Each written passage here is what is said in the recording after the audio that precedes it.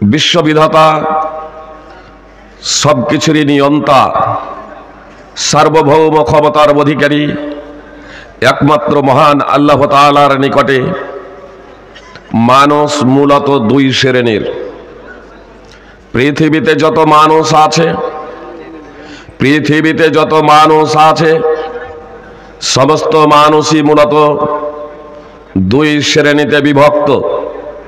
অবশ্য সেই শ্রেণীগুলোর আবার অনেক বিভাগ রয়েছে সুপ্রিয় ভাই এবং বোন, কিন্তু মানুষ সাধারণত আল্লাহ তাআলার নিকটে হয় সর্বোৎকৃষ্ট, অন্যথায় সৃষ্টির নিকৃষ্ট।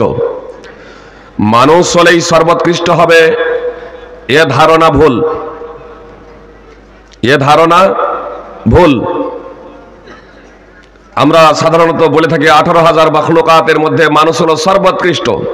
প্রথমত 18,000 মাখলুকাত এ কথাটাও ভুল,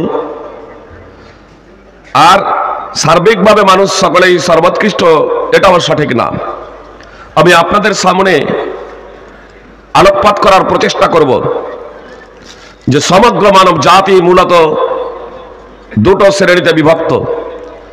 এক হচ্ছে সৃষ্টির নিকৃষ্ট, আর দুই হচ্ছে সর্বোৎকৃষ্ট সৃষ্ট। সৃষ্টির নিকৃষ্ট কিংবা সর্বোৎকৃষ্ট সৃষ্ট, এই দুটো বিষয় মূলত গুণগত কারণে, বৈশিষ্ট্যগত কারণে, আকীদা এবং বিশ্বাসের মাধ্যমে, কর্ম এবং আমলের মাধ্যমে। তার কারণ জন্মগতভাবে আমরা সকলেই সমান, জন্মগতভাবে একে অপরের থেকে কেউ শ্রেষ্ঠতর নয়, জন্মগতভাবে রূপ সৌন্দর্যের মাধ্যমে একে অপরের থেকে শ্রেষ্ঠতর নয়। মুহাম্মদ সাল্লাল্লাহু আলাইহি সাল্লামের নবী এবং রাসূল হওয়ার আগেও মানুষ জন্মগত কারণে একে অপরের শ্রেষ্ঠতর মনে করত, রূপ সৌন্দর্যের মাধ্যমে একে অপরকে শ্রেষ্ঠ মনে করত। আর সেই ব্যাধি 21 শতাব্দীতেও পুরোপুরি মুছে যায়নি, এখনো এ অব্যাহত ধারায় চলমান। অব্যাহত ধারায় এ ব্যাধি রোগ আমাদের সমাজে ছড়িয়ে আছে। জন্মগত কারণে, বংশগত কারণে রূপ এবং সৌন্দর্যের মাধ্যমে একে অপরের থেকে শ্রেষ্ঠ। কিন্তু ইসলাম এসেছে মানবতা প্রতিষ্ঠার জন্যে, সাম্যবাদ প্রতিষ্ঠার জন্যে, ন্যায় এবং ইনসাফ প্রতিষ্ঠার জন্যে। ভেদাভেদ, জাতপাত, বর্ণ বৈষম্য, উঁচ নিচ ভেঙে চুরমার করে দেওয়ার জন্যে। রূপ লাবণ্য সৌন্দর্যের মানদণ্ডে একে অপরের থেকে শ্রেষ্ঠতর নয়, বরং মানুষ জন্মগত কারণে সকলেই সমান, এ কথা দ্ব্যর্থহীনভাবে ঘোষণা করার জন্য। সুতরাং আল্লাহ তাআলা দ্ব্যর্থহীনভাবে ঘোষণা করেছেন, ইয়া আইয়ুহান নাস ইন্না খলাকনাকুম মিন যাকারিন ওয়া উনসা ওয়াজআলনাকুম শুউবান ওয়া ক্বাবাইলা লিতাআরাফু ইন্না আকরামাকুম ইনদাল্লাহি আতকাকুম ইন্নাল্লাহা আলীমুন খাবীর। সূরা হুজুরাতের আয়াত। আল্লাহ তাআলা বলছেন, হে লোক সকল। আল্লাহ তাআলা পবিত্র কোরআনে মানব জাতিকে বিভিন্ন শব্দে আহ্বান করেছেন। কখনো ইয়া আইয়ুহাল্লাযীনা আমানু বলেছেন। যখন আল্লাহ তাআলা ইয়া আইয়ুহাল্লাযীনা আমানু বলে সম্বোধন করেন, তখন মূলত সমগ্র মানব জাতির মধ্য হইতে তারাই লক্ষ্য এবং উদ্দেশ্য, যারা ঈমান নিয়ে এসেছে, যারা মুসলমান হয়ে গিয়েছে, যারা মুসলমান ও ঈমানদার, তারাই তাদের উদ্দেশ্য। আর যখন আল্লাহ তাআলা পবিত্র কোরআনে ইয়া আইয়ুহান নাস শব্দটি ব্যবহার করেন, তখন সে মুসলমান হোক, আর ইহুদি হোক, খ্রিস্টান হোক, এমনকি ব্রাহ্মণ, শূদ্র, জৈন, সে যে কেউ হোক না কেন, সুপ্রিয় ভাই এবং বোন, পত্তলিক, মুশরিক, এক কথায় মুসলিম এবং অমুসলিম, সকলেই এর অন্তর্ভুক্ত। যখন আল্লাহ তাআলা ইয়া আইয়ুহান নাস শব্দটি ব্যবহার করেন, ইয়া আইয়ুহান নাস, হে লোক সকল, হে মানব জাতি, ইন্না খলাকনাকুম মিন যাকারিন ওয়া উনসা, নিশ্চয় আমি তোমাদের সকলকে এক নর নারী থেকে সৃষ্টি করেছি। আল্লাহ তাআলা বলছেন, আমি তোমাদের একজন নর ও একজন নারী থেকে সৃষ্টি করেছি। মানুষ বানরের থেকে তৈরি, যদিও এখনো ইতিহাসে তা পড়ানো হয়ে থাকে, কিন্তু এটা ভিত্তিহীন। জেনেটিক পদ্ধতিতে বিজ্ঞানীরা প্রমাণ করে দিয়েছেন পৃথিবীতে যে আজ প্রায় 800 কোটি মানুষ, এদের সকলের পিতামাতা একজন নর ও একজন নারী। আল্লাহ তাআলা পবিত্র কোরআনে স্পষ্টভাবে ঘোষণা করেছেন, হে মানব জাতি, আমি তোমাদেরকে একজন নর ও একজন নারী থেকে সৃষ্টি করেছি। আল্লাহ তাআলা সূরা নিসাতেও এই কথা উল্লেখ করেছেন। সূরা নিসার 1 নম্বর আয়াত আপনারা অধ্যয়ন করবেন। তো আল্লাহ তাআলা সূরা হুজরাতের আয়াতে বলছেন, ইয়া আইয়ুহান নাস, হে লোক সকল, ইন্না খলাকনাকুম মিন যাকারিন ওয়া উনসা, নিশ্চয় আমি তোমাদের একজন পুরুষ ও একজন মহিলা থেকে সৃষ্টি করেছি। ওয়া জাআলনাকুম শুউবান ওয়া কাবাইলা লিতাআরাফু, আল্লাহ তাআলা বলছেন আমি তোমাদেরকে বিভিন্ন গোত্র ও জাতিতে বিভক্ত করেছি। বিভিন্ন গোত্র ও জাতির বিভক্তিকরণ এটা সম্মানের জন্য নয়, এটা মর্যাদার জন্য নয়, এটা মান এবং সম্মানের জন্য নয়, এটা বড়ত্ব ও মাহাত্ম্যের জন্য নয়, এটা শ্রেষ্ঠত্বের জন্য নয়। আল্লাহ তাআলা স্পষ্টভাবে জানিয়ে দিচ্ছেন, লিতাআরাফু, আপসে তোমাদের পরিচিতি লাভের জন্য। বিভিন্ন গোত্র এবং জাতিতে বিভক্তকরণের বিষয়টি একমাত্র তোমাদের আপসে পরিচিতি লাভের জন্য। আল্লাহ তাআলা দ্ব্যর্থহীনভাবে বলছেন, ইন্না আকরামাকুম ইনদাল্লাহি আতকাকুম, নিশ্চয় আল্লাহ তাআলার নিকটে তোমাদের মধ্যে সবথেকে সম্মানিত মর্যাদা সম্পন্ন ব্যক্তি হলো সেই ব্যক্তি, হোক সে পুরুষ অথবা মহিলা, সেই ব্যক্তি সবথেকে সম্মানিত মর্যাদা সম্পন্ন যে যত বেশি আল্লাহ তাআলার আদেশকে বাস্তবায়ন করে এবং আল্লাহ তাআলার নিষেধ সমূহ থেকে বিরত থাকে। ইন্নাল্লাহা আলিমুন খবীর, নিশ্চয় আল্লাহ তাআলা সর্বজ্ঞ, সকল বিষয় সম্পর্কে সম্যক অবহিত। সূরা হুজরাত 49 নম্বর সূরার 13 নম্বর আয়াত। অত্র আয়াত দ্বারা আমরা বুঝতে পারলাম যে জন্মগত কারণে, বংশগত কারণে, সৃষ্টিগত কারণে আমরা সকলেই সমান। আমাদের জন্ম মুসলিম পরিবারে হোক অথবা অমুসলিম পরিবারে হোক, এ কথাটাই রাসূল সাল্লাল্লাহু আলাইহি সাল্লাম এভাবে বর্ণনা করেছেন। আবু হুরায়রা রাদিয়াল্লাহু তাআলা আনহু বর্ণনাকারী, রাসূলুল্লাহ সাল্লাল্লাহু আলাইহি সাল্লাম বলেছেন, কুল্লু মাউলুদি ইউলাদু আলাল ফিতরা, প্রত্যেকটা শিশু ফিতরাতের উপরে জন্মগ্রহণ করে। ফা আবাওয়াহু ইহাবিদানিহি আও ইনাসিরানিহি আও মাজিসারি, তারপর তার পিতামাতা তাকে ইহুদি বানায় অথবা খ্রিস্টান বানায় অথবা অগ্নি পূজক বানায়। তাহলে প্রথমে সকলেই ফিতরাতের উপরে জন্মগ্রহণ করে। সহিহ বুখারী হাদিস নম্বর 1385 এবং সহিহ মুসলিম হাদিস নম্বর 2658। সহিহ মুসলিম এবং তিরমিজির একটি বর্ণনায় রয়েছে, আয়ুশারিকানিহি, অথবা তার পিতামাতা তাকে মুশরিক বানায়। এক কথায় প্রত্যেকটা শিশু ফিতরাতের উপরে জন্মগ্রহণ করে, পরবর্তীতে তারা ইহুদি হয়, খ্রিস্টান হয়, অগ্নি পূজক হয় এবং মুশরিক হয়ে যায়। এক কথায় অমুসলিম হয়ে যায়। হাদিস সমূহের কোন জায়গাতে এ কথা উল্লেখ নেই আয়ুসাল্লিমানিহি, অথবা তার পিতামাতা তাকে মুসলমান বানায়। কেন এ কথা রাসূলুল্লাহ সাল্লাল্লাহু আলাইহি সাল্লাম বললেন না? আরে ফিতরাতের উপরে তো জন্মগ্রহণ করেছে, এক কথায় মুসলিম হিসেবে জন্মগ্রহণ করেছে, তার পিতামাতা পরে তাকে ইহুদি, খ্রিস্টান, অগ্নি পূজক, মুশরিক তথা মুসলিম বানাচ্ছে।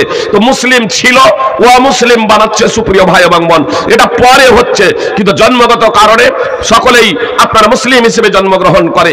সুতরাং ইয়াজ বিন হিমার আল মুজাশশী রাদিয়াল্লাহু তাআলা আনহু সূত্রে বর্ণিত হাদিসে কুদসি রাসূল সাল্লাল্লাহু আলাইহি সাল্লাম বলেছেন, আল্লাহ তাআলা বলেছেন, ইন্নী খলাকতু ইবাদি হুনাফা কুল্লাহুম ওয়া ইন্নাহুম আতাতুহুমুশ শায়াতিন ফাজতালাতুহুম আন দীনিহিম।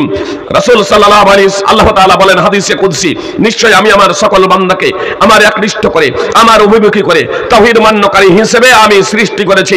শয়তানগুলো এদের কাছে এলো, আর এদের কাছে এসে শয়তানগুলো এদের ধর্ম থেকে, দ্বীন থেকে বিচ্যুত করে দিল, দ্বীন থেকে দূরে সরিয়ে দিল। সহিহ মুসলিম হাদিস নম্বর 2865। অত্র হাদিসের তাৎপর্য হলো আল্লাহ তাআলা ঘোষণা দিচ্ছেন যে আমি আমার সকল বান্দাকে আমার একনিষ্ঠ অভিমুখী করে তাওহীদ মান্যকারী হিসেবে, সত্য গ্রহণের যোগ্যতা দিয়ে আমি এক কথায় মুসলিম হিসেবে সৃষ্টি করেছি। তারপর শয়তানের প্ররোচনায়, শয়তানের প্রতারণায়, শয়তানের ফাঁদে পা দিয়ে তারা ধর্মচ্যুত হয়ে গেছে, তারা ধর্মচ্যুত হয়ে গেছে, দ্বীন থেকে বিচ্যুত হয়ে গেছে, দ্বীন থেকে দূরে সরে গিয়েছে। এই বিষয়টি যদি আমরা আরো বুঝবো মনে করি একটা কথাই, তাহলে সামরা বিন জুনদাব রাদিয়াল্লাহু তাআলা আনহু সূত্রে বিখ্যাত হাদিস, মুহাম্মদ সাল্লাল্লাহু আলাইহি সাল্লামকে একদা জিবরিল এবং মিকাইল, এই দুইজন বিখ্যাত সাহাবী, এই দুইজন বিখ্যাত ফেরেশতা মুহাম্মদ সাল্লাল্লাহু আলাইহি সাল্লামকে নিয়ে গিয়েছিলেন। হাদিসটি খুব লম্বা, আপনারা সহিহ বুখারী 1386 এবং 7047 নম্বর হাদিস আপনারা অধ্যয়ন করতে পারেন। আমি শুধু আলোচনার সাথে সামঞ্জস্য রেখে একটা পয়েন্ট আমি উল্লেখ করতে চাই।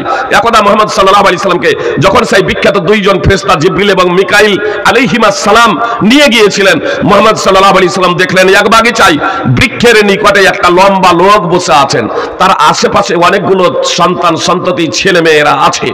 তো মুহাম্মদ সাল্লাল্লাহু আলাইহি সাল্লাম প্রশ্ন করলেন, এই লম্বা লোকটাকে? তখন ফেরেশতারা জবাব দিলেন, এই লম্বা লোকটা হলেন ইব্রাহিম সাল্লাল্লাহু আলাইহি ওয়াসাল্লাম। আর তার আশেপাশে যারা বসে আছে তারা হলো কুল্লু মাউলুদিন মাতা আলাল ফিতরাহ, এরা হচ্ছে প্রত্যেক সেই শিশু যারা ইন্তেকাল করেছে ফিতরাতের উপরে।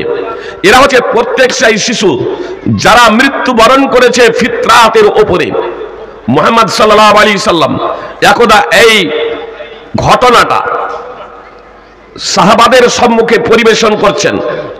তখন সাহাবাদের মধ্যে কেউ কেউ প্রশ্ন করে বসলেন, ওয়া আওলাদুল মুশরিকিন, মুশরিকদের ছেলে মেয়েরা, মুশরিকদের সন্তান সন্ততিরা কোথায়?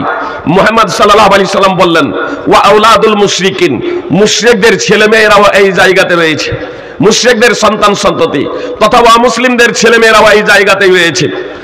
এই হাদিস দ্বারা স্পষ্ট হয়ে গেল বিষয়টা যে ইহুদি এবং খ্রিস্টান হওয়ার আগে, মুশরিক হওয়ার আগে, এক কথায় অমুসলিম হওয়ার আগে, এক কথায় সাবালক সাবালিকা বালেক বালেগা হয়ে যাওয়ার আগে যে সমস্ত ছেলে মেয়েরা কচি কাচারা শিশু অবস্থায় মৃত্যুবরণ করে তারা জান্নাতে যায়, তারা স্বর্গে যায়। এখন থাকলো সাবালক সাবালিকা হয়ে যাওয়ার পর, বালেক বালেগা হয়ে যাওয়ার পর, তো বালেক বালেগা সাবালক সাবালিকা হয়ে যাওয়ার পরে সুপ্রিয় ভাই এবং বোন, কথা খুব মনোযোগ দিয়ে শুনুন, যারা সৃষ্টির নিকৃষ্ট মূলত ইসলাম এদেরকে এক কথাই ওয়া মুসলমান ওয়া মুসলিম বলে আখ্যায়িত করেছে। আর যারা সৃষ্টির সর্বোৎকৃষ্ট মূলত তারাই মুসলিম, মুসলিমের বিপরীত মুসলিম। সুপ্রিয় ভাই এবং বোন, তো এই সর্বোৎকৃষ্ট যারা সৃষ্টির এরাই হচ্ছে মুসলিম। আর এই মুসলিম ছাড়া কেউ স্বর্গে যাবে না, মুসলিম ছাড়া কেউ জান্নাতে যাবে না। কথা খুব মনোযোগ দিয়ে শুনুন, মুসলিম ছাড়া কেউ জান্নাতে যাবে না, মুসলিম ছাড়া কেউ স্বর্গে যাবে না। আল্লাহ তাআলা পবিত্র কোরআনে স্পষ্টভাবে বলেছেন, ওয়া মান ইয়াবতাগি গায়রাল ইসলামি দীনান ফালা ইউকবাল মিনহু ওয়া ফিল আখিরাতি মিনাল খাসিরিন। যে কেউ ইসলাম ছাড়া অন্য কোনো জীবন ব্যবস্থা অনুযায়ী জীবন যাপন করবে, যে কেউ অন্য কোন জীবন ব্যবস্থা ধর্ম অনুসন্ধান করবে, তা তার নিকট থেকে কিঞ্চিত মাত্র গ্রহণ করা হবে না, আখিরাতে সে হবে ক্ষতিগ্রস্তদের অন্তর্ভুক্ত। সূরা আলে ইমরান 3 নম্বর সূরার 85 নম্বর আয়াত। এত দ্বারা স্পষ্ট হয়ে গেল যে ইসলাম ছাড়া অন্য কোন জীবন ব্যবস্থা, অন্য কোন ধর্ম আল্লাহ তাআলার কাছে গ্রহণযোগ্য নয়। সুপ্রিয় ভাই এবং বোন, আর এটা এর জন্যই যে আল্লাহর নিকটে ধর্ম একমাত্র ইসলাম। ইন্নাদ দীনা ইনদাল্লাহিল ইসলাম, নিশ্চয় আল্লাহর নিকটে একমাত্র ধর্ম ও দ্বীন হলো ইসলাম। সূরা আলে ইমরান 3 নম্বর সূরার 19 নম্বর আয়াতের অংশ বিশেষ। আদম আলাইহিস সালাম থেকে নিয়ে পৃথিবীতে যত নবী রাসূল এসেছিলেন সকলেই এই ইসলামের প্রচার এবং প্রসার করেছিলেন, সকল নবী এই ইসলামের অনুসরণ করেছিলেন, সকল নবী মুসলিম ছিলেন। সুতরাং ইব্রাহিম আলাইহিস সালাম বিখ্যাত রাসূল। সুপ্রিয় ভাই এবং বোন, ইব্রাহিম আলাইহিস সালামকে পৃথিবীর সিংহভাগ মানুষ, আজকেও পৃথিবীর সিংহভাগ মানুষ ইব্রাহিম আলাইহিস সালামকে রাসূল বলে মেনে নেয়। ইহুদিরাও ইব্রাহিম আলাইহিস সালামকে রাসূল বলে বিশ্বাস করে, খ্রিস্টানেরাও ইব্রাহিম আলাইহিস সালামকে রাসূল বলে বিশ্বাস করে, মুসলমানরাও ইব্রাহিম আলাইহিস সালামকে রাসূল বলে বিশ্বাস করে।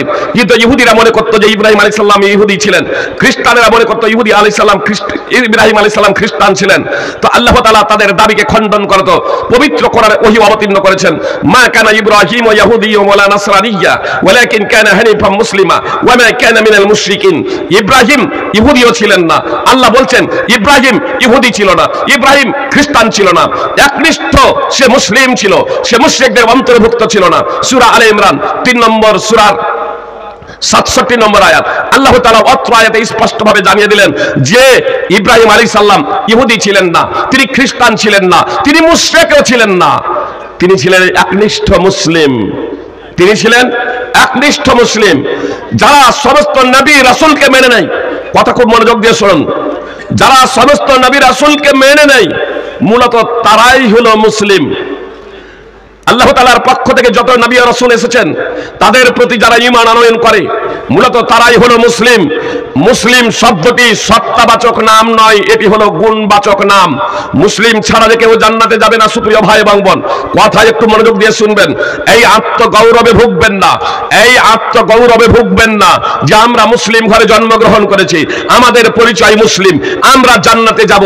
আমাদের আকীদা এবং বিশ্বাস, আমাদের কর্ম, আমাদের আচার আচরণ, আমাদের ব্যবহার, তাহজিব ও তামাদ্দুন যাই হোক না কেন, আমরা জান্নাতে যাব। এই ধারণা যদি আপনি পোষণ করেন যে আমার আকীদা বিশ্বাস যাই হোক না কেন, মুসলিম ঘরে জন্মেছি, আমি জান্নাতে যাব, তাহলে আমি বলবো আপনি মূর্খের জগতে বসবাস করছেন। তার কারণ মুসলিম এটা গুণগত নাম, সত্তাগত নাম নয়, এটা গুণগত নাম। আর এই গুণগত নামের দৃষ্টিকোণ থেকেই জান্নাতে যাওয়ার কথা আল্লাহ তাআলা পবিত্র কোরআনে ঘোষণা করেছেন এবং মুহাম্মদ সাল্লাল্লাহু আলাইহি ওয়াসাল্লাম তার অমিয় মুখ নিঃসৃত বাণীর মাধ্যমে ঘোষণা করেছেন। সুতরাং মুহাম্মদ সাল্লাল্লাহু আলাইহি ওয়াসাল্লাম বেলাল রাদিয়াল্লাহু তাআলা আনহুকে ঘোষণা দিতে বলেছিলেন, বেলাল তুমি ঘোষণা দিয়ে দাও, ইন্নাহু লা ইয়াদখুলুল জান্নাতা ইল্লা নাফসুম মুসলিমা, মুসলিম ছাড়া কেউ জান্নাতে যাবে না, মুসলিম ছাড়া কেউ জান্নাতে যাবে না। সহিহ বুখারী হাদিস নম্বর 3062, সহিহ মুসলিম হাদিস নম্বর 111। তাহলে এত দ্বারা আমরা জানতে পারলাম যে মুসলিম ছাড়া কেউ জান্নাতে যাবে না। আর এটাও আমরা অবগত হলাম যে সৃষ্টি মূলত দুই ধরনের, সর্বোৎকৃষ্ট সৃষ্টি অথবা সৃষ্টির নিকৃষ্ট, সৃষ্টির নিকৃষ্ট অথবা সর্বোৎকৃষ্ট সৃষ্টি। আর এটা গুণগত কারণে, বৈশিষ্ট্যগত কারণে, আকীদা এবং আমলের দিক থেকে। সুতরাং আমি আপনাদের সামনে সূরা বাইয়িনা, মাশহুর সূরা, সূরা নম্বর 98 থেকে আপনাদের সম্মুখে দুটি আয়াত পরিবেশন করেছি। আল্লাহ বলছেন, ইন্নাল্লাযীনা কাফারু মিন আহলিল কিতাবি ওয়াল মুশরিকিনা ফি নারি জাহান্নামা খালিদিনা ফিহা উলাইকা হুমুশ শাররুল বারিয়া। নিশ্চয় কিতাবীদের মধ্যে যারা কুফরি করেছে এবং মুশরিক জাহান্নামের আগুনে থাকবে স্থায়ীভাবে, এরাই হচ্ছে সৃষ্টির নিকৃষ্ট। আল্লাহ তাআলা স্পষ্টভাবে বললেন, কিতাবীদের মধ্যে যারা কুফরি করেছে এবং মুশরিক অর্থাৎ আল্লাহ তাআলার সাথে অংশীদার সাব্যস্ত করেছে, যারা কুফরি করেছে এবং অংশীদার সাব্যস্ত করেছে, জাহান্নামের আগুনে স্থায়ীভাবে থাকবে। আল্লাহ বলছেন এরাই সৃষ্টির নিকৃষ্ট। আর সর্বোৎকৃষ্ট সৃষ্টি প্রসঙ্গে আল্লাহ তাআলা বলছেন, ইন্নাল্লাযীনা আমানু ওয়া আমিলুস সালিহাতি উলাইকা হুম খায়রুল বারিয়া। নিশ্চয়ই যারা ঈমান এনেছে এবং সৎ কর্ম করেছে এরাই হলো সৃষ্টির সর্বোৎকৃষ্ট।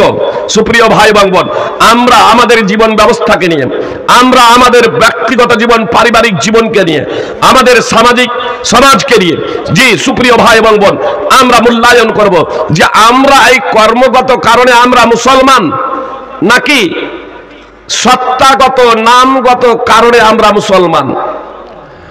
আসলে সত্তাগত কারণে মুসলমান হওয়া যায় না, সত্তাগত নামগত কারণে মুসলিম হওয়া যায় না। সুপ্রিয় ভাই এবং বোন, আমরা আসলে অমুসলিমদের মাঝে বসবাস করি, তো অমুসলিমদের ধ্যান ধারণা বলা যেতে পারে আমরা কিছুটা গ্রহণ করে ফেলেছি আমাদের অজান্তেই।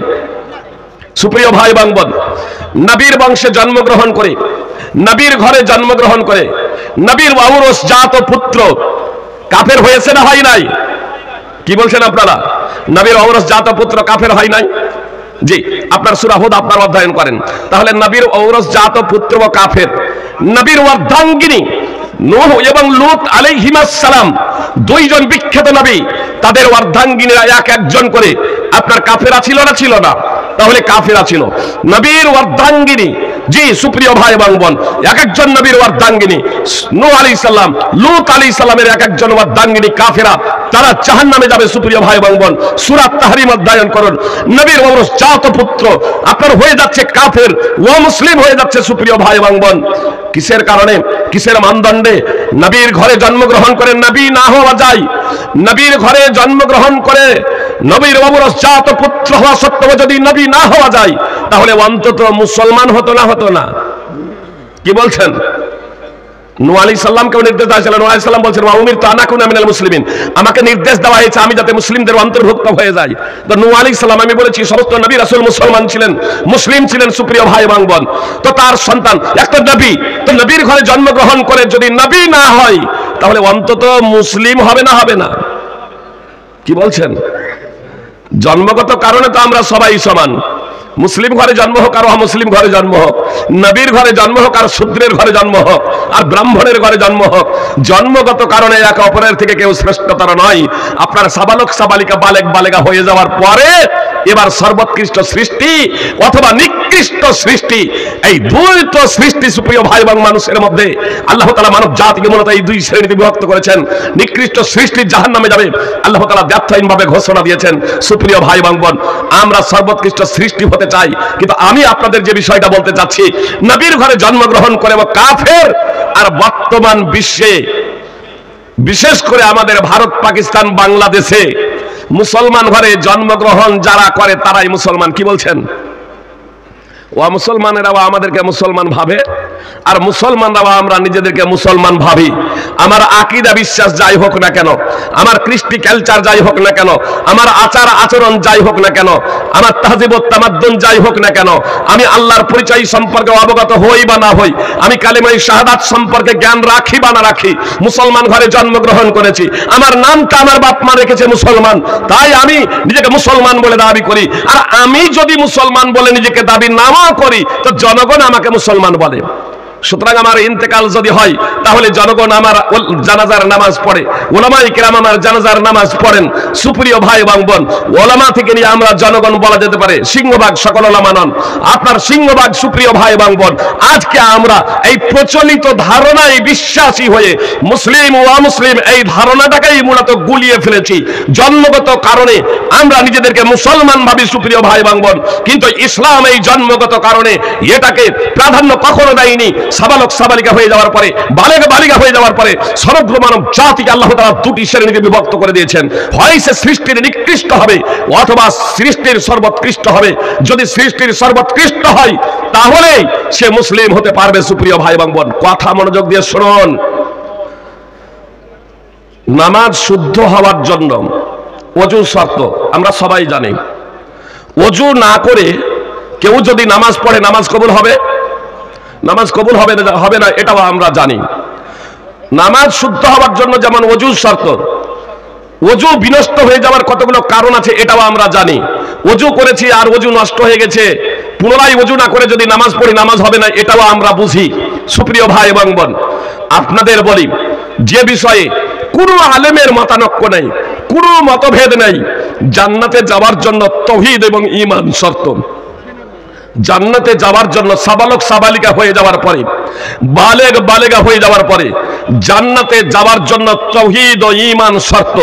কোন ব্যক্তির অন্তরে যদি তাওহীদ না থাকে, কোন ব্যক্তির অন্তরে যদি ঈমান না থাকে সুপ্রিয় ভাই এবং বোন, তাহলে সেই ব্যক্তির জান্নাতে যাওয়ার প্রশ্নই নাই। আল্লাহ আল্লাহ বলাটা ঈমান এবং তাওহীদের লক্ষণ নয়। সুপ্রিয় ভাই এবং বোন, কথা খুব মনোযোগ দিয়ে শুনুন। মুশরিকরা আবু জাহেল আবু লাহাবেরা তারাও তো আল্লাহ আল্লাহ বলতো। পবিত্র কোরআন অধ্যয়ন করুন, সূরাতুল মুমিনুন 23 নম্বর সূরার 84 থেকে 89 নম্বর আয়াতে একাধিক জায়গাতে মুশরিকরা যে রুবুবিয়্যাতে বিশ্বাস করত সেই কথা আল্লাহ তাআলা তুলে ধরেছেন। সূরা আনকাবুত 29 নম্বর সূরার 61 থেকে 63 নম্বর আয়াত, সূরা জুমার 39 নম্বর সূরার 38 নম্বর আয়াত, বহু আয়াতে পবিত্র কোরআনে আল্লাহ তাআলা উল্লেখ করেছেন। মুহাম্মদ সাল্লাল্লাহু আলাইহি সাল্লামকে আল্লাহ তাআলা বলেছেন, মুশরিকদের জিজ্ঞেস করো আসমান জমিন কে সৃষ্টি করেছে? রিজক দাতাকে, মৃত্যু দাতাকে, জীবন দাতাকে, আশ্রয় দাতাকে, যার উপরে কোনো আশ্রয় দাতা নাই, সার্বভৌম ক্ষমতার অধিকারীকে? মুশরিকরা বলবে ও অবশ্যই তিনি হলেন আল্লাহ। তো এই আল্লাহ আল্লাহ বলাটা মুশরিকদেরকে ঈমানদার বানাতে পারেনি। আল্লাহ আল্লাহ বলাটা মুশরিকদেরকে ঈমানদার বানাতে পারেনি। সুপ্রিয় ভাই এবং বোন, শিরক মুক্ত ঈমান হওয়া চাই, শিরক মুক্ত তাওহীদ হওয়া চাই। আল্লাহ তাআলা বলছেন, ওয়া মা ইউমিনু আকতারুহুম বিল্লাহি ইল্লা ওয়া হুম মুশরিকুন। সূরা ইউসুফ 12 নম্বর সূরার 106 নম্বর আয়াত। অধিকাংশ মানুষের মধ্যে অধিকাংশই মানুষ তো আল্লাহর উপরে ঈমান রাখে, কিন্তু শিরকের অবস্থায় তারা মুশরিক। আল্লাহ বলছেন অধিকাংশ মানুষ হলো মুশরিক। আল্লাহকে তারা মানে, সাথে সাথে শিরকও করে। এজন্য আল্লাহ বলছেন অধিকাংশ মানুষ ঈমান আনা সত্ত্বেও মুশরিক। সূরা ইউসুফের 106 নম্বর আয়াত তাফসীর সহ অধ্যয়ন করুন। তো মুশরিক হলে আপনার জান্নাতে যাওয়া যাবে না।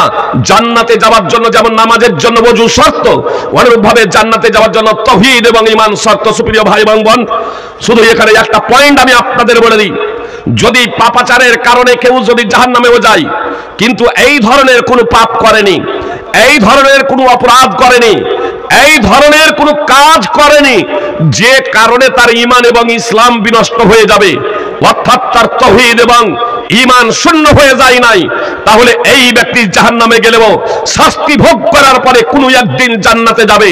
কিন্তু যে ব্যক্তির কর্মের কারণে, আকীদার কারণে, কথাবার্তার কারণে, তার কথাবার্তার কারণে, সুপ্রিয় ভাই এবং বোন, আকীদা বিশ্বাসের কারণে যার ঈমান এবং ইসলাম নষ্ট হয়ে গেছে, সেই ব্যক্তির কখনো জান্নাতে যাওয়ার প্রশ্নই নাই। তো আল্লাহ তাআলা সমগ্র মানব জাতিকে দুটো শ্রেণীতে বিভক্ত করেছেন। এক হচ্ছে সৃষ্টির নিকৃষ্ট, আর দুই হচ্ছে সৃষ্টির সর্বোৎকৃষ্ট। আসুন সৃষ্টির সর্বোৎকৃষ্ট বিষয় নিয়ে একটু আলোচনা করি। আল্লাহ বলছেন, ইন্নাল্লাযীনা আমানু ওয়া আমিলুস সালিহাতি উলাইকা হুম খায়রুল বারিয়া। আল্লাহ বলছেন, নিশ্চয় যারা ঈমান এনেছে এবং যারা সৎ কর্ম করেছে, এরাই হলো যারা ঈমান এনেছে এবং সৎ কর্ম করেছে, তারাই হলো সৃষ্টির সর্বোৎকৃষ্ট। তাহলে দুটো গুণের কারণে, যাদের মধ্যে দুটো গুণ আছে, দুটো বৈশিষ্ট্য আছে, বা দুটো গুণ থাকবে, দুটো বৈশিষ্ট্য থাকবে, তারাই আপনার সৃষ্টির সর্বোৎকৃষ্ট হবে। সুপ্রিয় ভাই এবং বোন, কথা এবার মনোযোগ দিয়ে শুনুন। কেউ মুসলিম ঘরে জন্মগ্রহণ করেছে, সাবালক সাবালিকা হয়ে গেছে, তাদের মধ্যে ঈমান নেই, ঈমান এক নম্বর যে বৈশিষ্ট্য বা গুণ, এই ঈমান নেই, আপনার সৎ কর্ম নেই, তাহলে সে হবে সৃষ্টির নিকৃষ্ট। মুসলিম ঘরে জন্মগ্রহণ করা সত্ত্বেও, তার নামটি মুসলমান হওয়া সত্ত্বেও, সুপ্রিয় ভাই এবং বোন, আবু তালেব নামটা মুসলমান না মুসলমান? যে নামটা মুসলমান, আবু তালেব নামটা মুসলমান, যে আবু তালেব নামটা মুসলমান। মুহাম্মদ সাল্লাল্লাহু আলাইহি সাল্লামের সাহায্য সহযোগিতায় আজীবন আত্মনিয়োগ করেছিল আবু তালিব, কিন্তু তার মধ্যে ঈমান না থাকার কারণে, যদিও আল্লাহ আল্লাহ বলতো, আল্লাহ আল্লাহ বলতো এবং শিরক মিশ্রিত ধর্ম অনুযায়ী জীবনযাপন করত, কাবা পুনর্নির্মাণ করেছিল, কাবা পুনর্নির্মাণ করেছিল যখন মুহাম্মদ সাল্লাল্লাহু আলাইহি সাল্লামের বয়স হয়েছিল 35 বছর। এই আবু তালিব সহ কুরাইশ মুশরিকরা মুহাম্মদ সাল্লাল্লাহু আলাইহি সাল্লামের সাহায্য সহযোগিতার্থে আবু তালেব আজীবন আত্মত্যাগ করা সত্ত্বেও জাহান্নামে যাবে, মুহাম্মদ সাল্লাল্লাহু আলাইহি সাল্লাম তাকে বাঁচাতে পারবেন না। আপন চাচা এবং আজীবন সাহায্য সহযোগিতা করেছিল, তারপরেও মুহাম্মদ সাল্লাল্লাহু আলাইহি সাল্লাম তার আপন চাচাকে জাহান্নাম থেকে বাঁচাতে পারবেন না। সুপ্রিয় ভাই এবং বোন, আর এই আবু তালেব কে জানেন? কুরাইশ বংশে জন্মগ্রহণ করেছিল আবু তালেব। স্বয়ং মুহাম্মদ সাল্লাল্লাহু আলাইহি সাল্লাম কুরাইশ বংশে জন্মগ্রহণ করেছিলেন। ঐতিহাসিকগণ, কোরআন এবং হাদিসের যারা মহাপণ্ডিত, তারা বলছেন যে ইব্রাহিম আলাইহিস সালামের দুই সন্তান ইসমাইল এবং ইসহাক, ইসহাক আলাইহিস সালামের বংশে অনেক নবী রাসূল জন্মগ্রহণ করেছিলেন, কিন্তু ইসমাইল আলাইহিস সালামের বংশে একমাত্র মুহাম্মদ সাল্লাল্লাহু আলাইহি সাল্লাম ছাড়া দ্বিতীয় আর কোন নবী জন্মগ্রহণ করেন নাই। তাহলে এত দ্বারা কি বুঝতে পারলাম? কুরাইশ বংশ হলো কালক্রমে চলে আসা ইসমাইল আলাইহিস সালাম বিখ্যাত নবী রাসূলের বংশধর। মুহাম্মদ সাল্লাল্লাহু আলাইহি সাল্লাম যেমন ইসমাইল আলাইহিস সালামের বংশে জন্মগ্রহণ করেছিলেন, আবু লাহাব, আবু জাহেলেরাও, আবু তালেবেরাও আপনার বিখ্যাত নবী রাসূলের বংশে জন্মগ্রহণ করেছিল। সুপ্রিয় ভাই এবং বোন, এই আবু তালেব তারপরেও জান্নাতে যেতে পারবে না, নামটি মুসলমান হওয়া সত্ত্বেও সুপ্রিয় ভাই এবং বোন জাহান্নামে যাবে। তাহলে মুসলমান ঘরে বা মুসলমান বংশে জন্মগ্রহণ করলেই জান্নাতে যাবে এমন কোনো কথা নয়। কর্মগত কারণে কেউ যদি ব্রাহ্মণের ঘরে জন্মগ্রহণ করে, এমনকি শূদ্রের ঘরে জন্মগ্রহণ করে, সাঁওতাল আদিবাসীর ঘরে জন্মগ্রহণ করে, জৈন বৌদ্ধের ঘরে জন্মগ্রহণ করে, ইহুদি খ্রিস্টানের ঘরে জন্মগ্রহণ করে, পৃথিবীর যে কোনো ধর্মাবলম্বী যা মানব রচিত ধর্ম অনুযায়ী জীবনযাপন করছে অথবা শিরক করছে, এক কথায় অমুসলিম, তারা যদি সেই শিরক ছেড়ে দিয়ে, যে তারা শিরক ছেড়ে দিয়ে কোন গ্রুপ ছেড়ে দিয়ে তারা যদি ঈমান নিয়ে আসে এবং সৎকর্ম করে তাহলে তারাই হবে সৃষ্টির সর্বোৎকৃষ্ট। তাহলে বিষয়টা বুঝতে পারলেন যে সারা পৃথিবীর মানুষ দুটো শ্রেণীতে বিভক্ত, এক হলো সৃষ্টির নিকৃষ্ট আর দুই হলো সৃষ্টির সর্বোৎকৃষ্ট। সৃষ্টির যারা সর্বোৎকৃষ্ট এদের প্রসঙ্গে আল্লাহ তাআলা বলেছেন এরা জান্নাতে যাবে, সূরা বাইয়ানাতের 8 নম্বর আয়াত, এরাই জান্নাতে যাবে, এরাই সৃষ্টির সর্বোৎকৃষ্ট। তাহলে ঈমান এবং সৎকর্ম, ঈমান নিয়ে আর একটু আপনাদের বলি সুপ্রিয় ভাই এবং বোন, মুহাম্মদ সাল্লাল্লাহু আলাইহি সাল্লাম সম্পর্কে আমি বললাম বিখ্যাত নবী রাসূলের বংশে জন্মগ্রহণ করেছিলেন, ইসমাইল আলাইহিস সালামের বংশে। তারপরেও আপনারা জানেন যে মুহাম্মদ সাল্লাল্লাহু আলাইহি সাল্লাম ঈমান কি এটা জানতেন না, ঈমান কি বুঝতেন না? মুহাম্মদ সাল্লাল্লাহু আলাইহি সাল্লাম আমাদের থেকে অনেক বিচক্ষণ ছিলেন, আমাদের থেকে অনেক জ্ঞানী ছিলেন। জি সুপ্রিয় ভাই এবং বোন, নবী হওয়ার আগেও, জি নবী হওয়ার আগেও, রাসূল হওয়ার আগেও কত বড় বিচক্ষণ এবং বুদ্ধিমান ছিলেন এটা যদি আপনারা দেখব মনে করেন আর রাহিকুল মাকতুম আপনারা অধ্যয়ন করবেন। নবী সাল্লাল্লাহু আলাইহি সাল্লামের বয়স যখন মাত্র 20 বছর, হেলফুল তথা ন্যায় নিষ্ঠার প্রতিজ্ঞা বলে একটা সংগঠন প্রতিষ্ঠা করেছিলেন আরবের মাটিতে ন্যায় এবং ইনসাফ প্রতিষ্ঠার জন্য, মানবতা প্রতিষ্ঠার জন্য, শান্তি প্রতিষ্ঠার জন্য, অসহায় নিরীহদের পাশে দাঁড়ানোর জন্য এবং নারীদের মর্যাদা প্রদানের জন্য, যাতে জুলম অত্যাচার বন্ধ হয়ে যায় এই লক্ষ্য এবং উদ্দেশ্যে মাত্র 20 বছর বয়সে একটা সংগঠন প্রতিষ্ঠা করে বসেছিলেন সুপ্রিয় ভাই এবং বোন।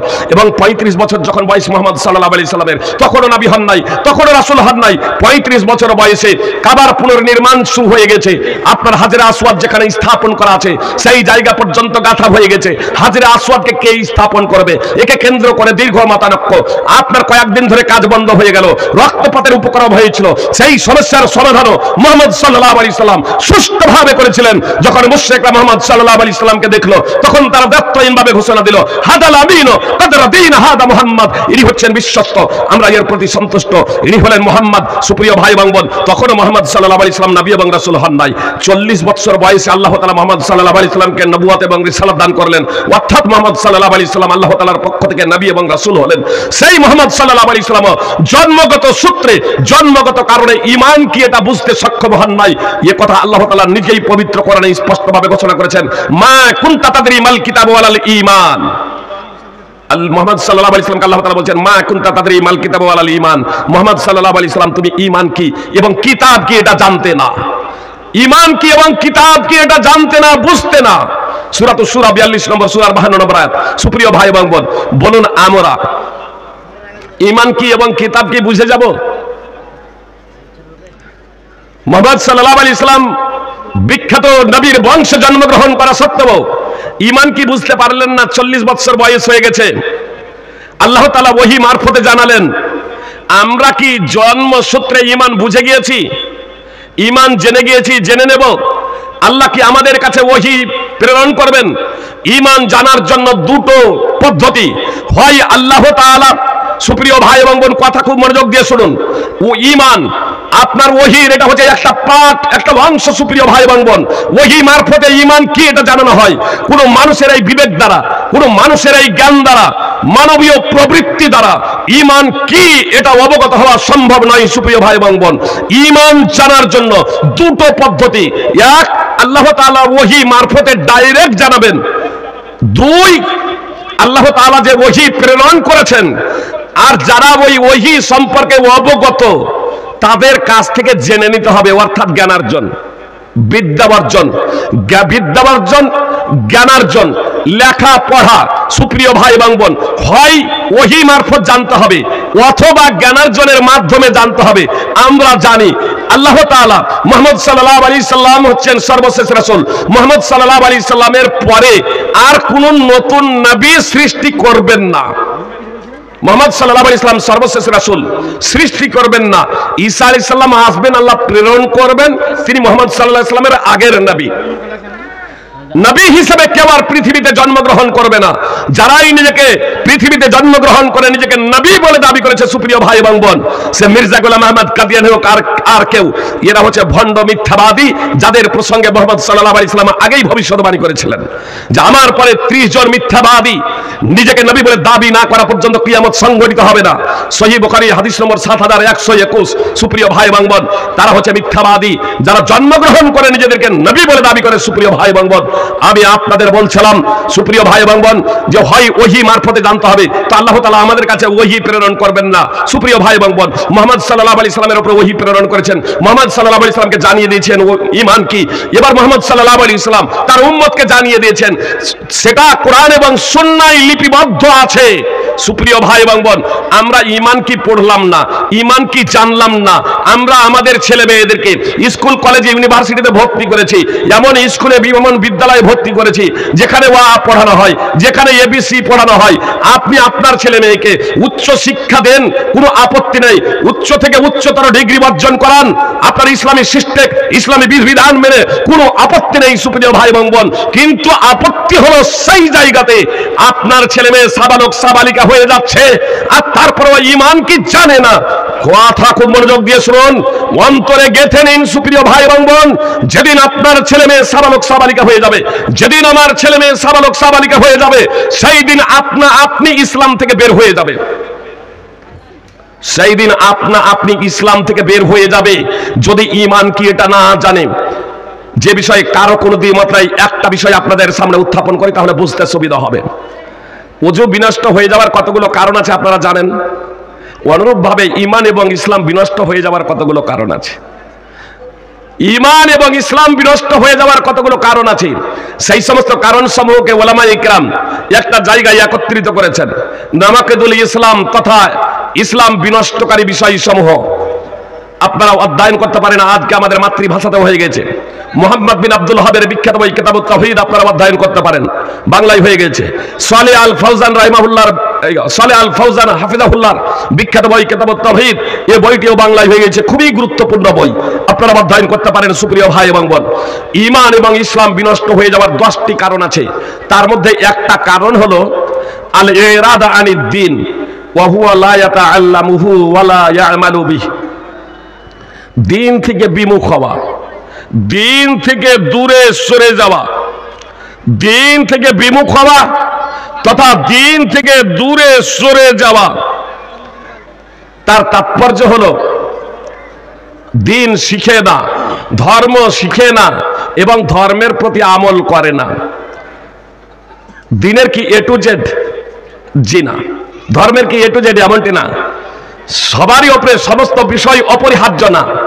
নবী সাল্লাল্লাহু আলাইহি সাল্লাম বলেছেন, তালাবুল ইলমি ফারিদাতুন আলা কুল্লি মুসলিম, প্রত্যেক মুসলিমের জন্য জ্ঞান অর্জন করা অপরিহার্য কর্তব্য। সহিহুল জামি হাদিস নম্বর 3913 ও 14। দিনের যে মৌলিক জ্ঞান, মৌলিক বিষয়, সেই বিষয় সম্পর্কে প্রত্যেকেই জ্ঞান অর্জন করতেই হবে। ইমাম ইবনে বাস রাহিমাহুল্লাহ 20 শতাব্দীর শ্রেষ্ঠতম 3 জন সারা পৃথিবীতে মুহাদ্দিস ছিলেন। তার মধ্যে অন্যতম একজন হচ্ছেন ইমাম ইবনে বাজ রাহিমাহুল্লাহ। আল ইরাদা আনিদ দ্বীন প্রসঙ্গে বলছেন, আল ইরাদা আনিদ দ্বীন ইল উসুলি সালাসা, অর্থাৎ ইসলামের 3টি মৌল বিষয় সম্পর্কে মুখ ফিরিয়ে নেওয়া, ইসলামের 3টি মৌল বিষয় সম্পর্কে অজ্ঞাত থাকা, ইসলামের 3টি মৌল বিষয় সম্পর্কে জ্ঞানার্জন না করা, ইসলামের 3টি মৌল বিষয় সম্পর্কে জ্ঞানার্জন করে সেই অনুযায়ী স্বীকৃতি প্রদান না করা, ইসলামের 3টি মৌল নীতি প্রসঙ্গে জ্ঞানার্জন করে স্বীকৃতি প্রদান করতো তার প্রতি আমল না করাই হলো দিন থেকে বিমুখ হয়ে যাওয়া, দিন থেকে মুখ ফিরিয়ে নেওয়া। এটা ঈমান এবং ইসলাম বিনষ্টের আপনার 10 নম্বর কারণ। আসুন, আমার আপনার ছেলে মেয়ে যখন সাবালক সাবালিকা হয়ে গেল, এই 3টি কি? ইমাম ইবনে বাজ রাহিমাহুল্লাহ বলছেন, মারিফাতুর রব, এক মারিফাতুর রব, রবকে, আল্লাহকে, তার পরিচয় কি এ সম্পর্কে আপনাকে জানতেই হবে, আপনার ছেলে মেয়েকে শিক্ষা দিতেই হবে। এবং মারিফাতুদ দ্বীন, দ্বীন কি, দ্বীন কাকে বলে, ধর্ম কাকে বলে, ধর্ম কি, ওয়া মারিফাতুর রাসূল, তৃতীয় রাসূল সাল্লাল্লাহু আলাইহি সাল্লামকে তিনি কি নিয়ে প্রেরিত হয়েছিলেন, এই 3টি বিষয় সম্পর্কে আমার আপনার ছেলে মেয়ে যদি না জানে, অবগত না হয়, তাদের যদি শিক্ষা না দিই, সেটাকে যদি অন্তর থেকে তারা মেনে না নেয়, তার যদি আমলের দ্বারা, কর্মের দ্বারা বহিঃপ্রকাশ না ঘটে, সুপ্রিয় ভাই এবং বোন খুব মনোযোগ দিয়ে শুনুন, যেদিন আমাদের ছেলে মেয়েরা সাবালক সাবালিকা হয়ে যাবে অথচ এই 3টি বিষয় সম্পর্কে অজ্ঞাত হবে, জাহেল হবে, জ্ঞান অর্জন করে স্বীকৃতি প্রদান করবে না, সেই দিনই আমার আপনার ছেলে মেয়ে অমুসলিম হয়ে যাবে, ধর্মচ্যুত হয়ে যাবে, মুরতাদ হয়ে যাবে। আজকে মূল্যায়ন হচ্ছে, সমাজকে কেন্দ্র করে কিছু বুদ্ধিজীবী মূল্যায়ন করছেন। এত জালসা, এত প্রোগ্রাম, এত আলোচনা, এত সেমিনার, তারপরেও পরিবর্তন আসে না কেন? নামাজীর সংখ্যা বৃদ্ধি হয় না কেন? আচ্ছা সুপ্রিয় ভাই এবং বোন, তাহলে পরিবর্তন আসে না কেন? তো পরিবর্তন আসার জন্য দুটো বিষয়। একদিন এ কথা যখন আমি বলছি, তখন এক ভাই বলছেন যে ভাই সাহেব পরিবর্তন আসবে কি করে? সব তো প্রোগ্রাম হচ্ছে মাদ্রাসার উন্নতি কল্পে, মসজিদের উন্নতি কল্পে, যে মাদ্রাসার উন্নতি কল্পে, মসজিদের উন্নতি কল্পে, কবরস্থানের উন্নতি কল্পে। তো সব উন্নতি উন্নতি, তো যার উন্নতি কল্প হচ্ছে মাদ্রাসার উন্নতি কল্পে, তো মাদ্রাসার একতলা বিল্ডিং ছিল দোতলা হয়েছে, মসজিদের উন্নতি কল্পে মসজিদ একতলা ছিল দোতলা হয়েছে। এ তো মানুষের উন্নতি কল্পে প্রোগ্রাম হয় না, মানুষের সমাজ সংশোধনের জন্য প্রোগ্রাম হয় না, তো সংশোধন হবে কি করে? আমি বললাম আপনার কথার কিছুটা যুক্তি আছে, তাহলে পুরোপুরি সঠিক নয়। তার কারণ অনেক সেমিনার সম্মেলন যেগুলো হয়ে থাকে সেগুলো তো অ্যাকচুয়ালি আপনার সমাজ সংশোধনের লক্ষ্য এবং উদ্দেশ্যেই, ব্যক্তি সংস্কার সংশোধনের লক্ষ্য এবং উদ্দেশ্যেই বিভিন্ন সংগঠন আপনার প্র্যাকটিক্যাল ফিল্ডে যে কাজ করে তারা তো আপনার সমাজ সংশোধনের লক্ষ্য এবং উদ্দেশ্যেই। তারপরেও আমাদের সমাজে পরিবর্তন আসে না কেন? আসলে এর অন্যতম কারণ কি জানেন? আসলে আমরা রোগ নির্ণয় না করে চিকিৎসা শুরু করে দিয়েছি। রোগ নির্ণয় না করে আমরা চিকিৎসা শুরু করে দিয়েছি। সুপ্রিয় ভাই এবং বোন, কথাকে আর আগে বাড়াচ্ছি না, শুধু একটা পয়েন্ট আমি এখানে আপনাদের বলে দিই, একটা পয়েন্ট, এই বিষয়টাকে আমিও আজ অধরা রেখে দিই। শুধু দুটো পয়েন্টের, একটা হচ্ছে প্রথম নম্বর, সর্বোৎকৃষ্ট সৃষ্টি হওয়ার জন্য, সর্বোৎকৃষ্ট সৃষ্টি হওয়ার জন্য দুটো গুণ দরকার। এক হচ্ছে ঈমান, নম্বর 2 সৎকর্ম। আর এই সৎকর্ম আবার দুই ভাগে বিভক্ত। একটা হচ্ছে হুকুকুল্লাহ, আল্লাহ তাআলার হক, আল্লাহ তাআলার অধিকার। আর আল্লাহ তাআলার হক তথা আল্লাহ তাআলার অধিকারের তাৎপর্য হচ্ছে এক নম্বরে যে আমরা আল্লাহরই ইবাদত করব, আল্লাহর ইবাদতে কাউকে শরীক করব না, আল্লাহর ইবাদত করব, আল্লাহর সাথে কাউকে অংশীদার সাব্যস্ত করব না। সুপ্রিয় ভাই এবং বোন, এটা হচ্ছে এক নম্বর। তারপরেই আপনার সালাত প্রতিষ্ঠা করা, নামাজ আদায় করা।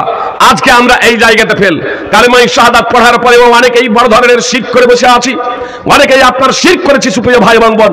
আর নামাজ যে ছেড়ে দিয়েছি এটা তো আমরা বুঝতেই পারছি। কথা আপনাদের মনোযোগ দিয়ে শুনুন, নামাজ ছেড়ে দেওয়া এত বড় অপরাধ, এত বড় অপরাধ। সমস্ত আলেম ওলামা মুলবি মাওলানার বক্তব্যে নামাজ ছেড়ে দেওয়া শিরক এবং কুফর, এর অন্যতম কারণ হলো হাদিসে স্পষ্টভাবে নামাজ ছেড়ে দেওয়াকে শিরক এবং কুফর বলে আখ্যায়িত করা হয়েছে সুপ্রিয় ভাই এবং বোন। তো এটা হলো আল্লাহ তাআলার হক, আল্লাহ তাআলার অধিকার। আর নম্বর 2 বান্দার হক, বান্দার অধিকার। সুপ্রিয় ভাই এবং বোন, এই বান্দার হক এবং বান্দার অধিকার এই বিষয়টাও অত্যন্ত দীর্ঘায়িত। আমি শুধু এখানে দুটো কথা বলে আমার বক্তব্য করে দেব। সুপ্রিয় ভাই এবং বোন, মুসলিম যেখানে সদাচরণ করার, তাদেরকে বারবার আল্লাহ তাআলা পবিত্র কোরআনে নির্দেশ দিয়েছেন, তাদের আচার ব্যবহার হবে নিষ্কলুষ। সুপ্রিয় ভাই এবং বোন, যেখানে পশু পক্ষী তার উপর জুলম নির্যাতন করা যাবে না, সেখানে মানুষকে মানুষের প্রতি জুলম নির্যাতন করা তো দূরে থাক। আজকে মুসলিম যে আমরা আমাদের বৈশিষ্ট্য এবং গুণাবলী আমরা হারিয়ে ফেলেছি সুপ্রিয় ভাই এবং বোন। একে অপরকে হত্যা করতে দ্বিধাবোধ করি না, একে অপরকে মারতে দ্বিধাবোধ করি না, একে অপরের ধন সম্পদ আত্মসাৎ করতে দ্বিধাবোধ করি না। আমি শুধু আপনাদের এতটুকু বলতে চাই সুপ্রিয় ভাই এবং বোন, যে আজকে আমরা যে একে অপরকে হত্যা করছি, মনোমালিন্য, শ্বশুর জামাই, আপনার বাপ বেটা, মাতা কন্যা, যায় ননদে, যায় শাশুড়ি বয়ে যদি মনোমালিন্য থেকে থাকে, স্বামী স্ত্রীতে যদি মনোমালিন্য থেকে থাকে, শুধু একটা পয়েন্ট শুনে রাখুন সুপ্রিয় ভাই এবং বোন। রাসূল সাল্লাল্লাহু আলাইহি সাল্লাম বলছেন আজকে কি বার বলছে? বুধবার শেষ হয়ে গেছে, সূর্য যখন অস্তমিত হয়ে গেছে, বৃহস্পতিবার পড়ে গেছে। বুঝতে পেরেছেন? জি, বৃহস্পতিবার আজকে শুরু হয়ে গেছে, মানে এর ফজিলত বর্ণনা করার জন্য মূলত বলছি। রাসূল সাল্লাল্লাহু আলাইহি সাল্লাম বলছেন সোমবার এবং বৃহস্পতিবার এই 2 দিন জান্নাতের দরজা সমূহ খুলে দেওয়া হয়। কোন বর্ণনায় আছে আল্লাহ তাআলার নিকটে আমল পেশ করা হয়। তো প্রত্যেক বান্দাকে আল্লাহ তাআলা ক্ষমা করে দেন। আল্লাহ তাআলা প্রত্যেক সেই বান্দাকে ক্ষমা করে দেন যে আল্লাহর সাথে শরীক করে না। যে ব্যক্তি শিরক করে না তাদেরকে ক্ষমা করে দেন আল্লাহ।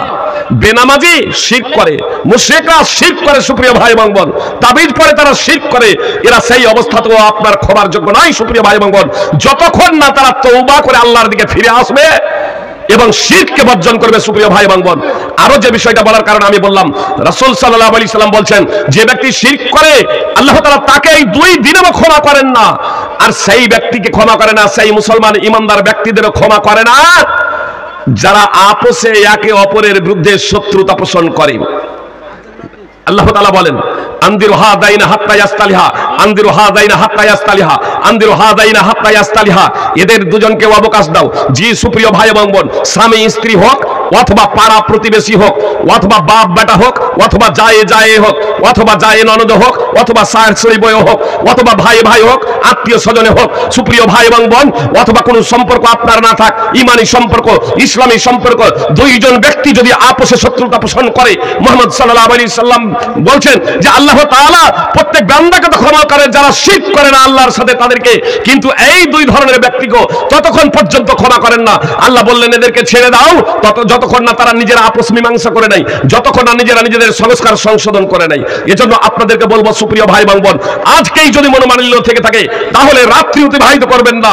প্রথমত নিজের হিংসা এবং বিদ্বেষ মনোমালিন্যকে দূর করে দিয়ে ঐক্যবদ্ধ হয়ে যান সুপ্রিয় ভাই এবং বোন। আবু দারদা রাদিয়াল্লাহু তাআলা আনহু সূত্রে বর্ণিত, রাসূল সাল্লাল্লাহু আলাইহি সাল্লাম বলেছেন আলা উখবিরুকুম বিআফদালা মিন দারাজাতি সিয়ামি ওয়াস সালাতি ওয়াস সাদাকা, আমি কি তোমাদেরকে নামাজ, রোজা, দান, খয়রাত থেকে উৎকৃষ্ট বিষয় সম্পর্কে অবহিত করব না?